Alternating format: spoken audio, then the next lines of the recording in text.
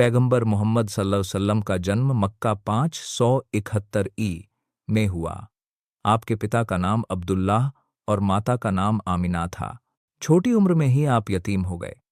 दादा और फिर चाचा अबू तालिब ने परवरिश की। आप बचपन से ही सच्चे और ईमानदार थे। लोग आपको सादिक, सच्चे और अमीन ईमानदार कहते थे। आपने व्यापार किया। आपकी ईमानदारी देखकर खदीजा रदियल्लाहु अन्हा ने आपसे निकाह किया। 40 साल की उम्र में गार ए हिरा में पहली वही अल्लाह का पैगाम आया। आपको सारी इंसानियत के लिए अल्लाह ने नबी बनाया। मक्का में 13 साल तक लोगों को इस्लाम की दावत दी। काफिरों ने बहुत तकलीफें दी, लेकिन आपने सब्र किया।